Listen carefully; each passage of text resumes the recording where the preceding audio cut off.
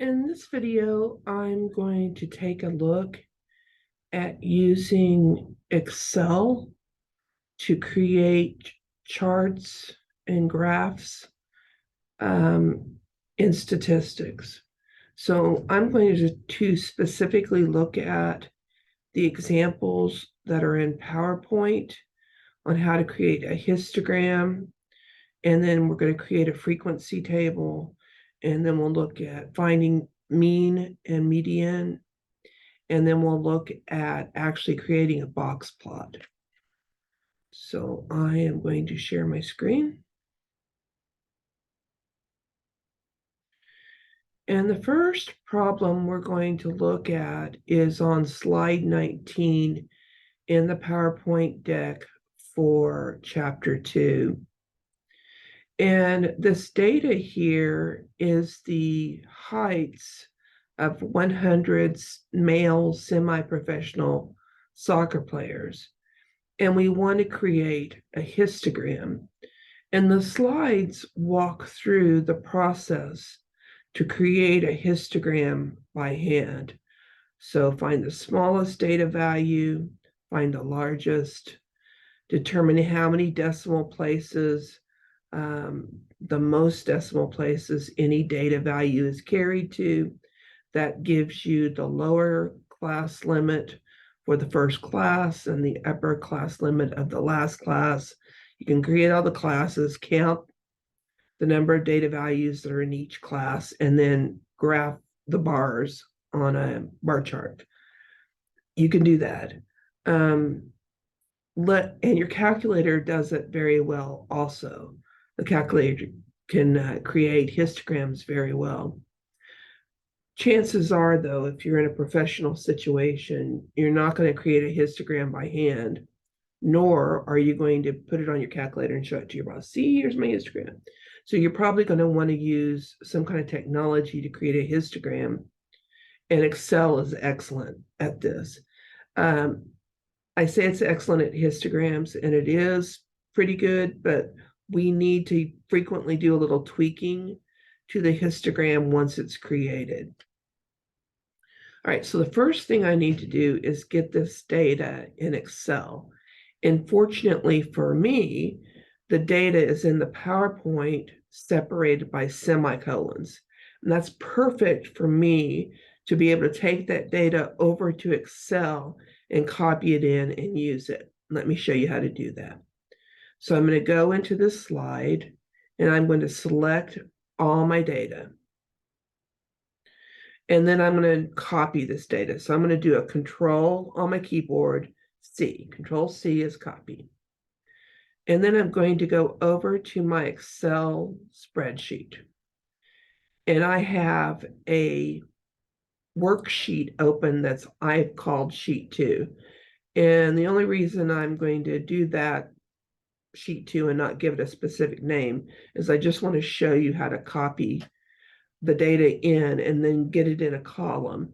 And then the worksheet to the left of the sheet 2 is actually the heights that I've already done this to. All right, so I'm going to first paste this in.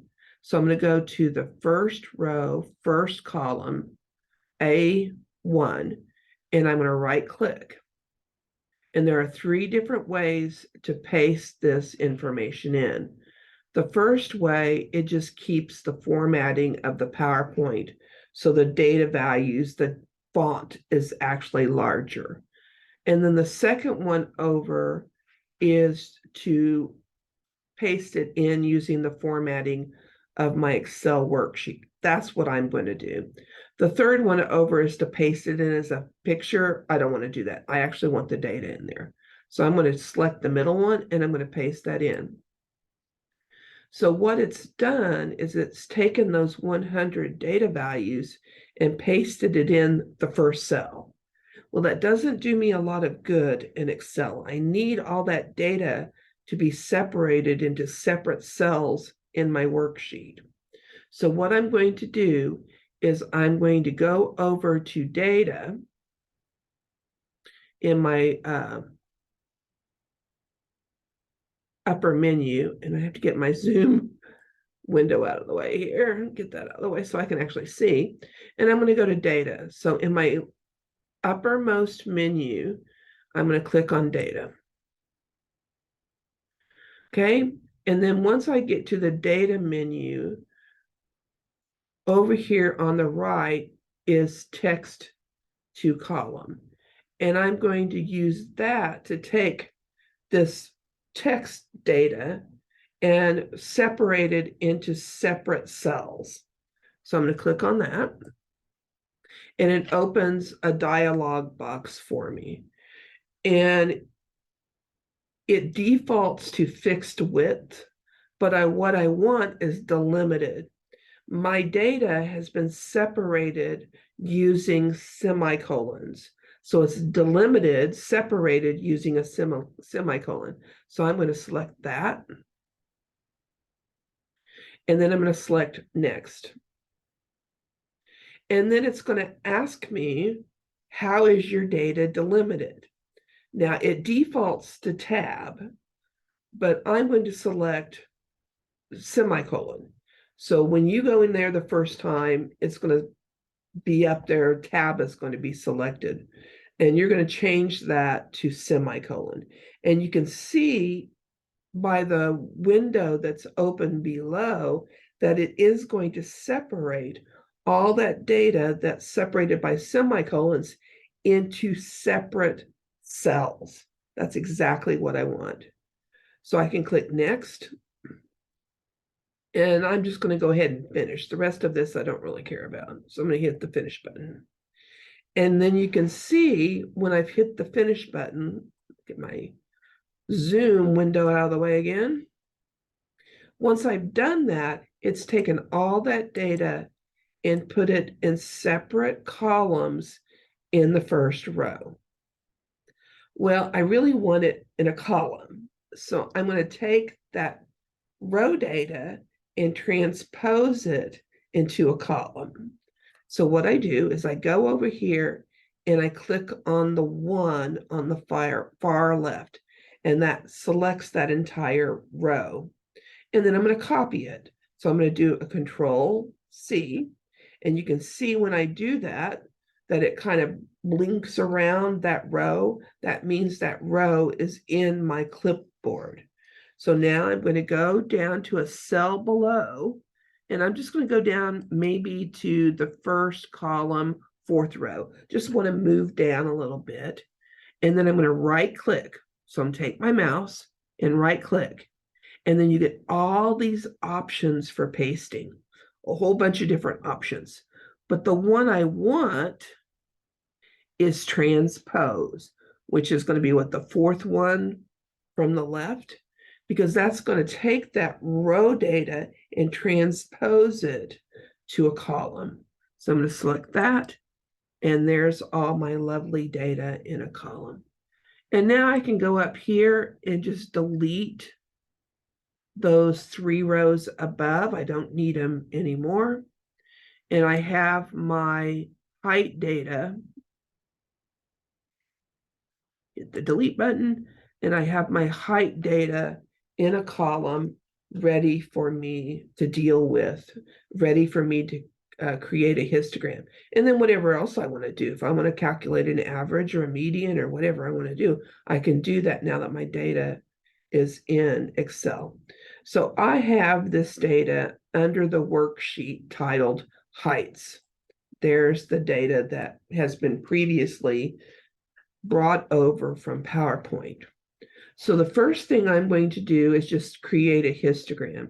And it's very, very, very, very, very easy to do. I'm going to first select that column of data. So those 100 data values I'm going to select. So I do that by selecting the first row, first column, just highlight that cell, get it selected, and then I'm going to scroll down to the bottom of my data.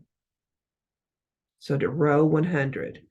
Then I'm going to take my finger and hold down the Shift key on my keyboard and then select that last data value. And now all that data has been selected and is ready for me to create my chart. So I'm going to scroll back up because I do want to put this chart somewhere near the top of my worksheet. And I'm going to go to the insert menu. So in the upper menu, it's just to the right of home. I select insert. And I want to insert a chart. And typically the way I do this is I click the expand arrow, which is on the lower right of that menu item, and that opens up my chart dialog box. And I'm going to go to all charts because histogram's not listed here. And then I'm going to find the histogram, which is right there. And once I select histogram, it is going to create the histogram that for that data. Now, Excel does an auto class width set and the number of classes it creates automatically. So if I want to adjust that, I can, which I'm going to. So I'm going to click OK. And that's not a bad looking histogram, not bad. But I am going to adjust it because I really want the bin width, the width of each bar to be 2, which is what we did in the PowerPoint.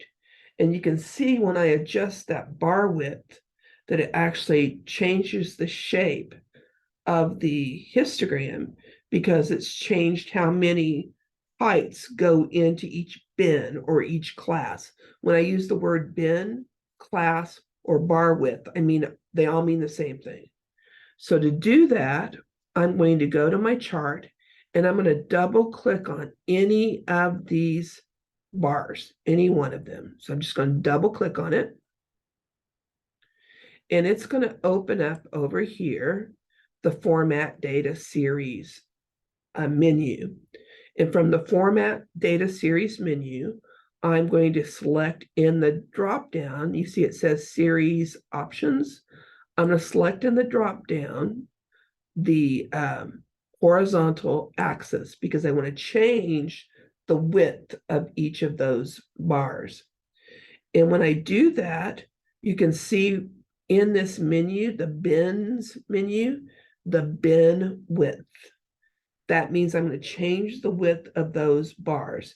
And it automatically created the histogram for those bins to be 2.2 wide. I'm going to change that to 2. So I'm going to go to the bin width, and I'm just going to change that to 2. And when I do that and click out of there, it immediately changes the shape of the histogram. So now I have a histogram that looks like a normal distribution, which we'll talk about in a later chapter when we talk about probability distributions. But it's a very typical bell shape. And we actually expect things like height to be in that shape, that bell shape. So that looks pretty good. And from there, you can do all sorts of things to your graph. You could certainly add a chart title.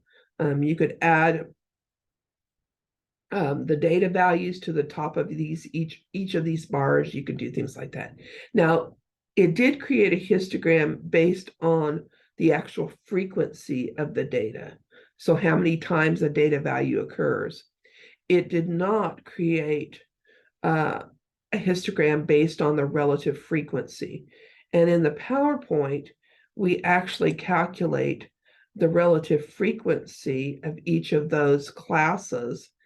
And then we graph the histogram based on those relative frequencies.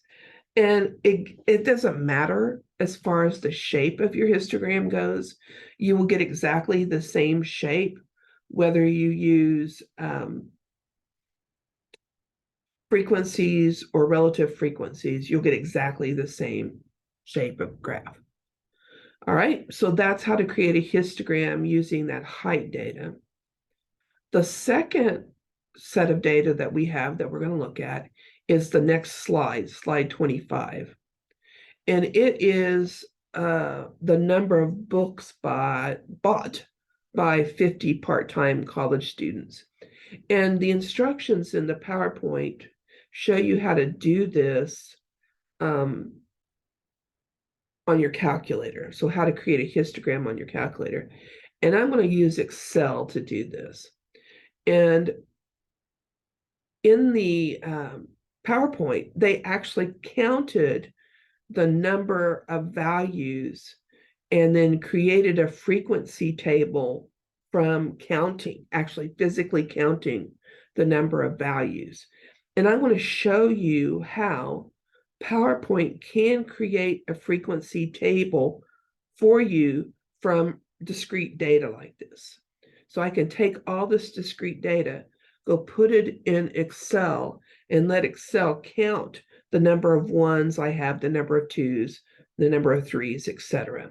So I've already put this data in the Excel spreadsheet. So I'm going to go over here, and it is in the worksheet labeled books. So there's all the data from that PowerPoint slide. And I want Excel to create a frequency table for me. So how many times does a 1 appear? How many times does a 2 appear, etc. Now, Excel has a really spiffy thing at the bottom of the window where it can actually do a count or an average for you. It's kind of spiffy.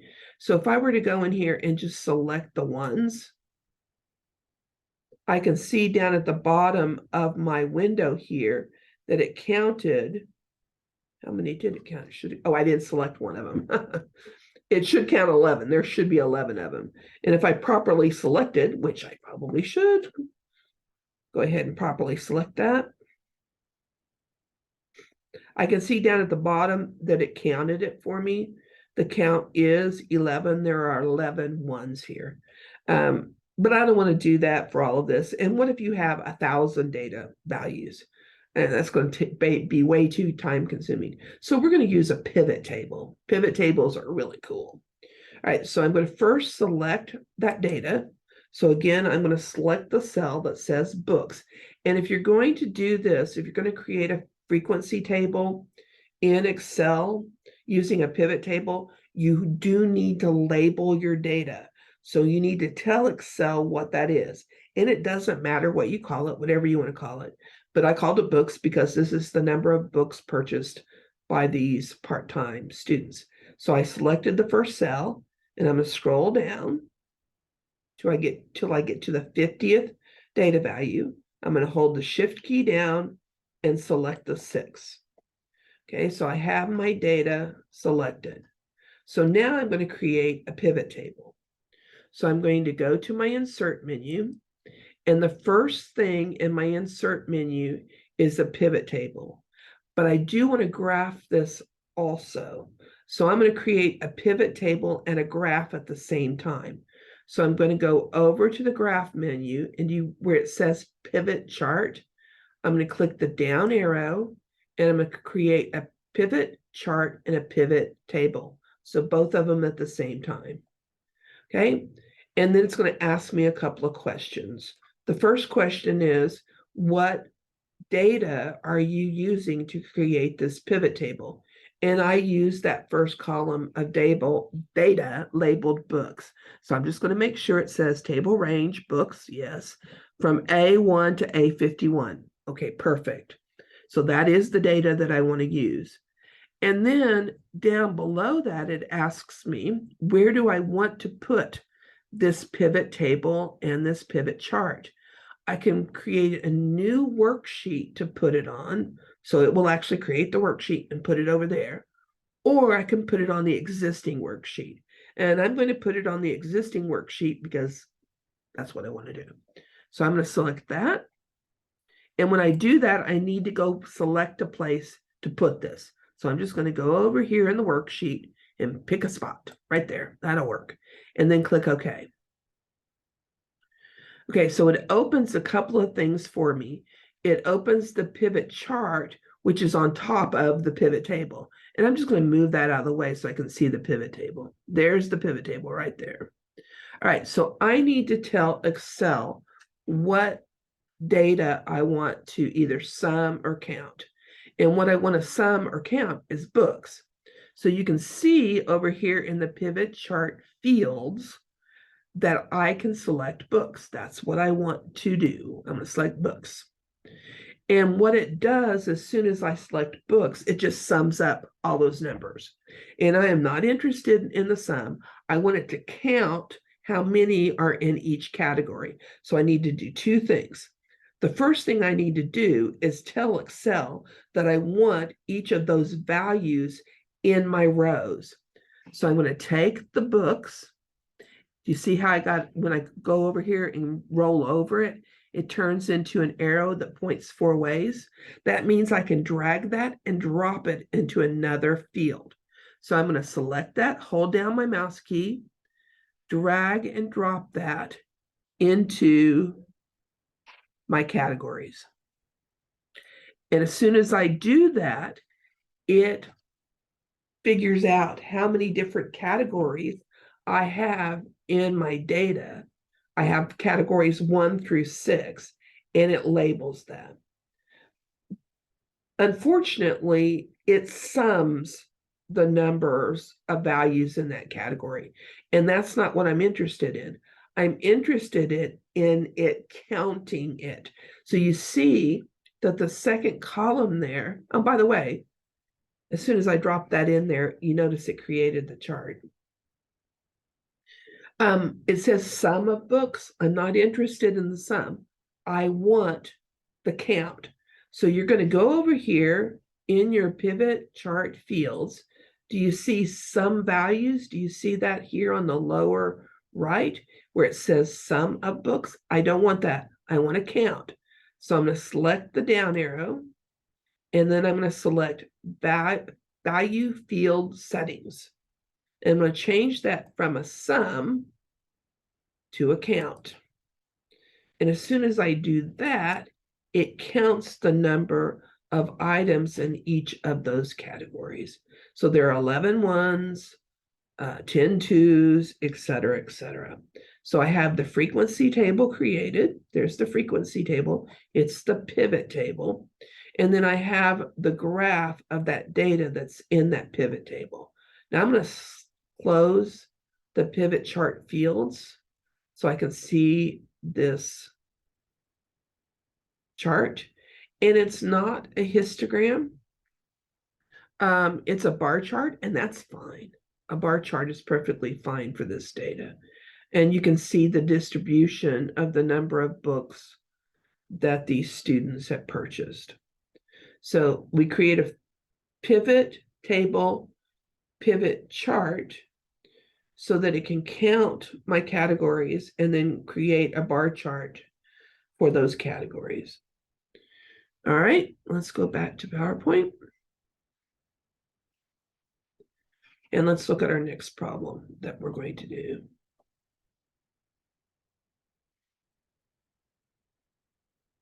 The next problem we're going to look at is a frequency polygon. And this is slide number 30 in your chapter 2 PowerPoint slide deck. And to create a frequency polygon, either in your calculator or in Excel, you actually have to add a data value. So a frequency polygon is going to plot ordered pairs on a coordinate plane and then connect the dots to create the frequency polygon. And it's going to use in the horizontal the midpoint of your class. So you're going to actually have to find an average between the lower bound and the upper bound to get that midpoint of that class. That's what the midpoint is, right? Halfway in between. So just average those two numbers together. And on the vertical scale, it's going to graph the frequency. So we're going to find the midpoints of each of these classes, and then we're going to graph those midpoints versus the frequency. But I also have to create a midpoint where the frequency is 0. So I'm going to create a midpoint to the left of the smallest midpoint and to the right of the largest midpoint. So these particular classes have a width of 10, and the midpoint of that first class is 54.5, something like that. And so we're going to have to create a lower limit that's 10 smaller than that. So 44.5. And then we're going to create a midpoint that's higher than the midpoint of the last class, which is what? I don't know what that is. 94.5. And we're going to create that midpoint, and we're going to add 10 to it and get 104.5. And then we're going to graph all of those values. Let me show you what I mean. So I'm going to go over to my Excel, and I have it called Poly. And here are all my midpoints of all those classes and the frequencies. So my first midpoint is 54.5, and the frequency of that particular class was 5. And you'll notice I created a class below that first class whose midpoint is going to be 10 less than that first class. And I created that class with a frequency of 0. And then the uppermost class, the last class, the midpoint was 94.5. So I create a class above that, that's 10 units more, also with a frequency of 0. And then it's a pretty straightforward thing to have Excel graph this for you as a line graph. So you're just going to plot the points and connect the points using lines. So I'm going to select that data. And I'm going to go to my insert. And again, I'm just going to go and click the little down arrow to get my recommended charts, and then all charts. Actually, in my recommended, it has a line graph, so I can actually pick that. I don't have to go to the all charts. It actually recommends one that I want to use. So I'm going to select that and say OK. And there is my frequency polygon. And again, you can add a chart title and all that good stuff, anything that you want. But to create a frequency polygon, you do have to create that lower class and that upper class whose frequency is 0. Okay, next.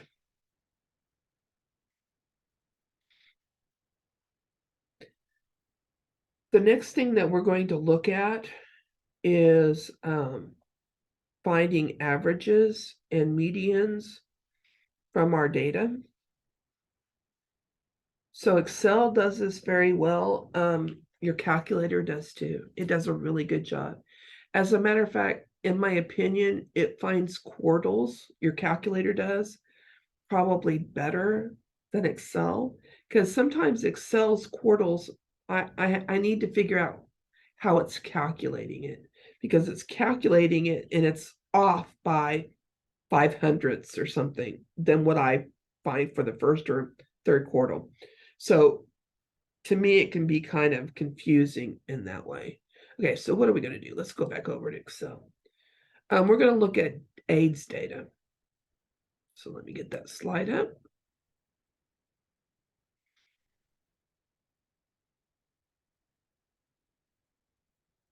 Well, I guess I should have written down what slide we're going to look at. Oh, my goodness. You get to see me fumble around. That's okay. All right.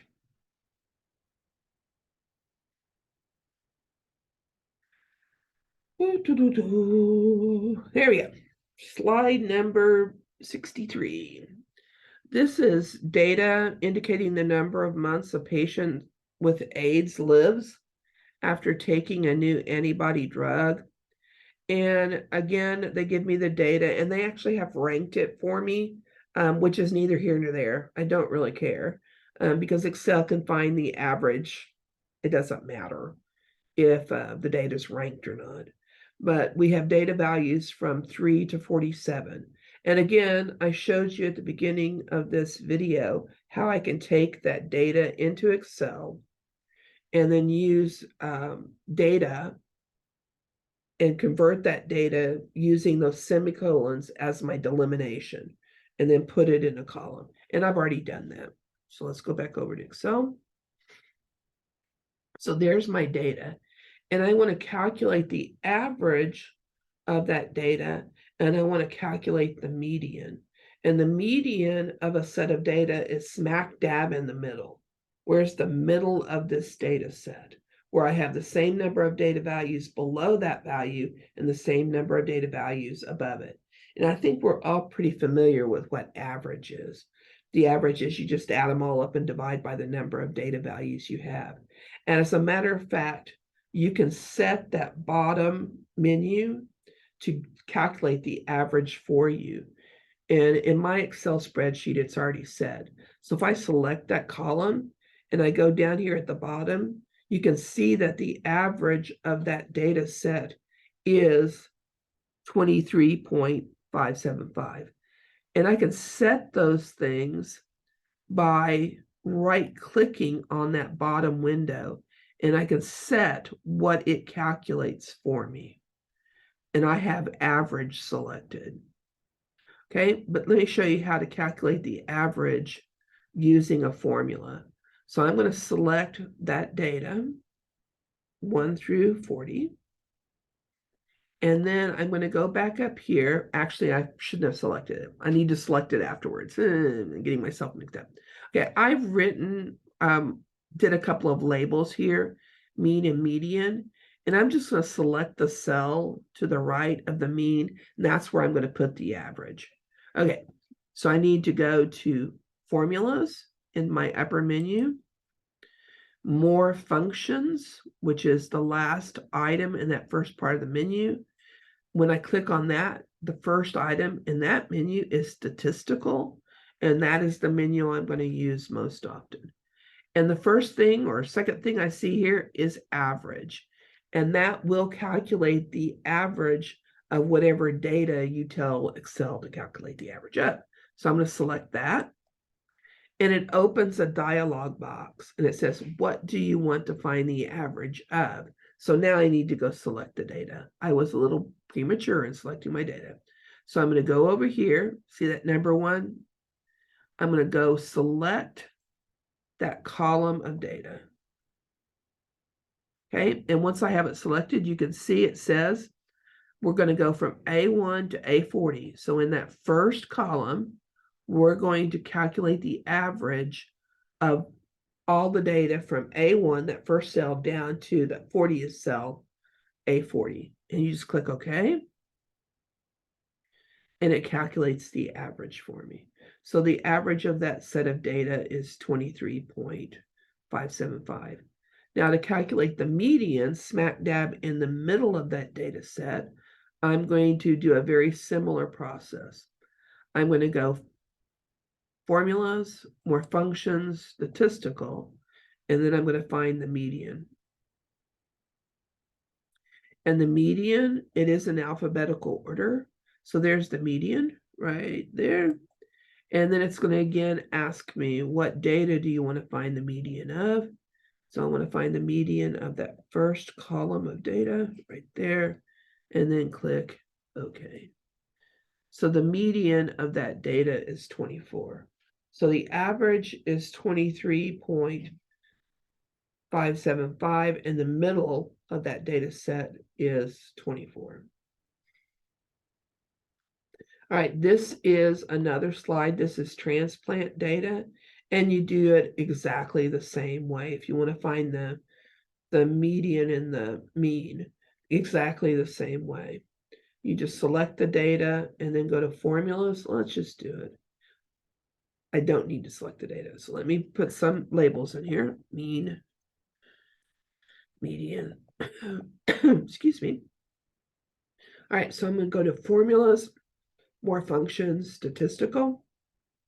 I'm filming this during the height of allergy season, right? In Oklahoma, January is a good allergy season because the wind's blowing both ways and bringing all this wonderful stuff in. Okay, so we're going to calculate the average. And I'm going to calculate the average of that set of data in the first column. Say OK. And so the average is 13.95, rounded off to 2 decimal places. And the median, so let's go into the cell that I've labeled median next to the cell that I've labeled median. more functions, statistical. Let's go find the median.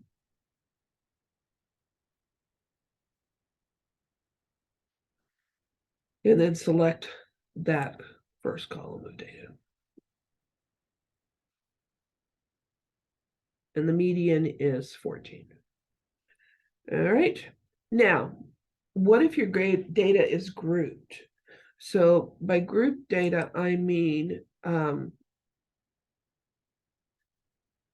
they've already created a frequency table for you. Well, Excel doesn't do this. It just doesn't. Now, in your calculator, you can do this. You can put this information in a list in your calculator and calculate the mean and the median. And it's very easy to do. In Excel, not so much. So I'm going to go to the calculator and show you how to do it in the calculator. And then we'll come back over here to Excel and I'll show you what I did to calculate it. Okay, so this data involves the number of students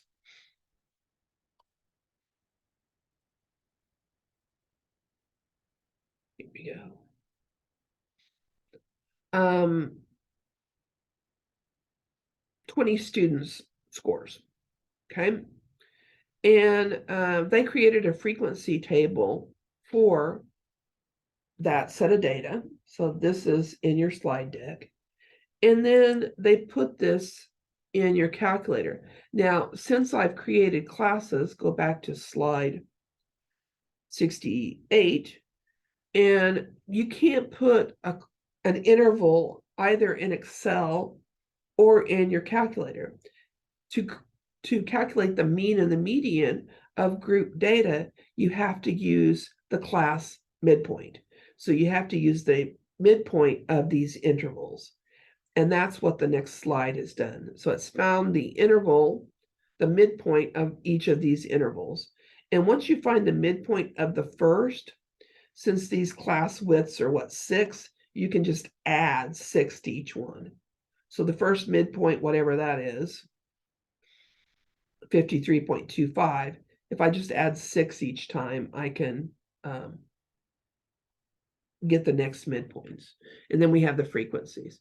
And so in your calculator, let me go to your calculator. We're going to use the stat menu because that's where we input data into lists. And I'm going to edit. That's how I'm going to put my data in a list. And I've already put this data in my L3 and L4 lists. I need L1 and L2 for class tomorrow morning, so I'm not going to write over that. And you can put this in whatever lists you want. You got 6 of them, and you can utilize as many of them as you want. So I've put this data in L3 and L4. So I'm going to get out of there after I put my data in. I'm going to do a second quit, get out. And then I'm going to go back to the stat menu. And the second menu to the right in the stat menu, the statistics menu, is the calculation menu.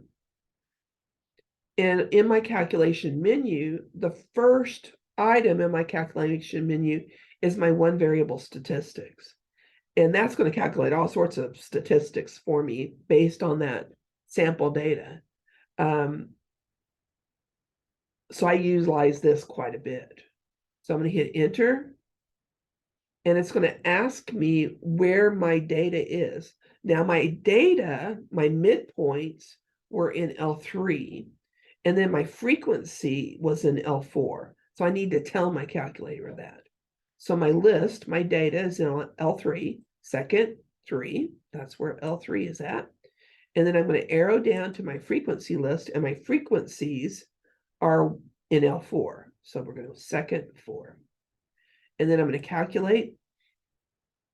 And there's my average. My average is 76.855.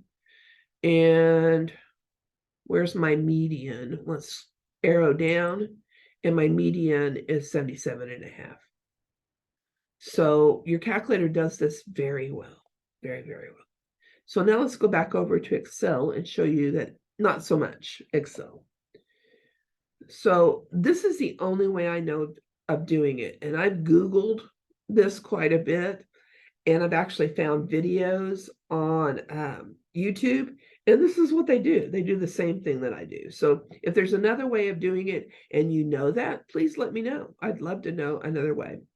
So to create or to calculate the mean of a frequency table, you have the formulas in PowerPoint. So what you have to do is you have to take the data value and then multiply it by the frequency, because that tells you how many of those things you have. So what you would do is you take the 53.25 and you'd multiply that by 1, and then you'd add to it 59.5 times 0. Then you'd add to that 65.5 times 4, etc. And then you'd get all those values, and then you divide it by the total frequency, the total number of students, which is 19.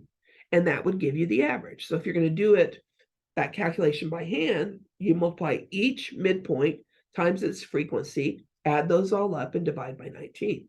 So what I did is I created a little formula in my worksheet that does that for me. So I'm going to click on this right here. And you can see up in the formula bar, the formula that I created. I created that formula. And to create it, I just hit the equal sign, and then I tell it what I want it to do. So what I want it to do is I want it to multiply that midpoint times the frequency. So I say, I want you to multiply the cell A2 times the cell B2. So equal A2, and the asterisk in Excel means multiply, times B2. And I do that for each one of those. Now, once I do it for one cell, I should be able to drag that down. You see, if I go to that cell and go to the lower right corner and I get a little plus sign, I should be able to drag that down, and it will copy and use the format that I created the formula for. So it should, you can give this a try, it should, in the next cell down, multiply A3 times B3, and then A4 times B4. It should do that for me when I drag down the copy. All right, and then at the bottom, once I've done all those multiplications, I told it to sum up all that information. And that is a formula, and it's right here, auto sum. And you can just click on that, and it normally, let me go ahead and delete it and show you what I mean. So normally, if I select that cell below that data and click the auto sum, it knows that I want to sum everything above it. So Excel assumes that if you put that cell below a column of data, that you want to sum it up. The other thing I can do is just highlight that data and go down to the bottom bar and see what the sum is. So I'm going to hit enter so that it sums it up. And there we have the sum of that data. So all I need to do to find the mean is I got a stray value there. I don't know where that came from. I don't know where that stray value came from. I'm going to delete it. I'm going to take the total of all that, and I'm divide it by the number of items I have. So I'm going to take that cell, which is D10, and I'm going to divide it by the sum right here. So I'm going to take D10 and divide it by B10. So we have a formula that says equals D10 divided by B10. And that gives me the average. So that's one way of doing this. And the median, you're actually just going to have to figure that out. Excel doesn't do that. So it can find the average of group data. I don't know how to find the median of group data. There may be a way of doing it. I am not an Excel expert by any means, but there may be a way of doing it. You can Google it. Maybe you can find it. If you do, please let me know. I would love to know how to do that in Excel. All right. There are a couple of other worksheets here. This worksheet includes a box plot, and I'll let you play with that. I did find the mean and the median of this set of data, and I also found the standard deviation. So you're going to see late in chapter 2 the standard deviation. Your calculator can certainly calculate the standard deviation. It can do that. And you should not be calculating the standard deviation by hand. It's a really cumbersome calculation. It's not a difficult calculation, but it's cumbersome because you have to take all these differences, you have to square all these differences, and then you got to add them all up and then divide by it and take the square root. It gets very cumbersome. So let technology find the standard deviation for you. The standard deviation being the measure of how variable your data set is. That's what the standard deviation is. So let your calculator do that. And the standard deviation I used for this particular calculation is the standard deviation, ST deviation.S. There are two standard deviations that you might use in Excel. One is .S and the other is .P. One calculates the standard deviation of a sample. The other calculates the standard deviation if your data is actually population data. And there is a difference because one divides by n and one divides by n minus 1. So you're going to get two different values for those two different standard deviations. So you need to know, is your data a sample of the population or is your data the population? And typically your data is a sample of the population. That's why we do statistics, right? We take a representative sample from our population and then we analyze it to describe what our population looks like. So typically you'd use the standard deviation .s. Now on your calculator, you're going to get two standard deviations. One is S. Can you see me highlighting that? See where my mouse is? S subscript X. That is the standard deviation if this data is a sample. The one right below that, you see that funny shaped letter? That is the Greek letter, lowercase, sigma. That is sigma sub x. So in statistics, we use Greek letters to represent parameters, and we use English letters to represent samples. So S sub x is the standard deviation of the sample. Sigma sub x would be the standard deviation if this data is actually a population. So there is a difference there. And also in Excel, it'd be standard deviation .s for sample and standard deviation .p for population. And I did create a box plot, but I wanted to do that separately. So let's go to the last slide. And I wanted to create a box plot of this data. And a box plot is one of those things that really just shows you the dispersion of your data as far as quartiles and the median and the range. So a box plot shows you a minimum value, the first quartile, the second quartile, which is the mean, the third quartile, and the maximum value. And what is a quartile? Well, you're going to read the slides, you're going to read the book, and you're going to watch the videos and figure out what a quartile is. But what is a quartile? So if I split the data set I have in two, and then I take the front half of that data, and I split that data in two, the first quartile is the value that splits your first half of your data into two equal values. The third quartile takes that second half of your data, splits it in two, and gives you the middle of the second half of your data. So the first quartile shows you the 25% point. The median shows you the 50% point. The third quartile shows you the 75% point. So that's what it does. Okay, I'm going to create a box plot for this. So I'm going to select my data.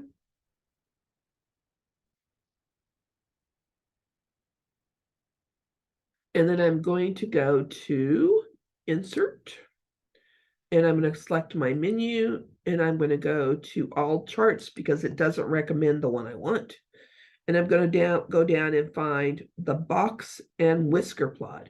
So in Excel, they call it a box and whisker plot because you get a box, and then you get these two things that whisker out to the minimum and the maximum.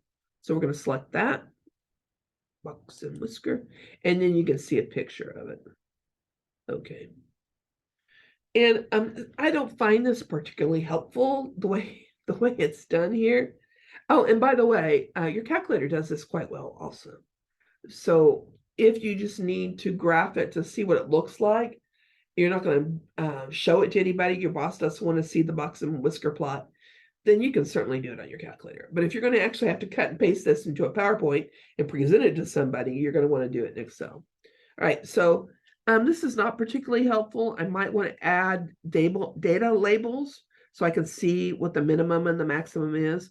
The other thing is that Excel does a box plot vertically and your calculator does it horizontally. It's 6 of one, half dozen of the other. So I'm going to click on the plus sign on this chart, and I'm going to tell it to give me data labels. So then it's going to label all the information. So the minimum is 59, the maximum is 77, the third quartile is 70, the first quartile is 64.25. And I believe your calculator will not calculate 64.25. I think it calculates 64.5. So I'm not sure why Excel does it one way and your calculator does it another. I haven't quite figured out how Excel calculates the quartiles. And then the median is 66. Now this is really crowded, and I got a whole bunch of chart down here below my box plot. So I could certainly change the values of my vertical axes to spread this out a little bit. And I could do that by selecting the chart and double clicking on it. And then going to the chart options. Oops, I clicked off of it. Go to the chart options and look at the vertical axes. And then click on the bars and the axis options. And so the minimum is 0 right now. And maybe I want to make the minimum maybe 50. And then hit enter, and it will spread that box and whisker plot out a little bit. I could even make it maybe 55. I don't know. It just changes that vertical axis. So it spreads that box and whisker plot out a little bit. So you can see it better. Now, the other thing that a box and whisker plot gives you is what is called the 5-number summary. The 5-number summary is the 5 numbers that summarize your data. Well, 5 of the numbers that summarize your data. The first number in your 5-number summary is the minimum. So in this particular example, the first number in your 5-number summary is 59. The second number in your 5-number summary is the first quartile, and as calculated by Excel, that's 64.25. The third number in your 5-number summary is the median, and in this example, it's 66. The fourth number in your 5-number summary is the third quartile, that is 70. And the last number in your 5-number summary is the maximum. All right, so I'm going to post this Excel spreadsheet to Canvas, and I hope you find, and I will give you the link to this video that I just recorded, and I hope you find those helpful. Thank you.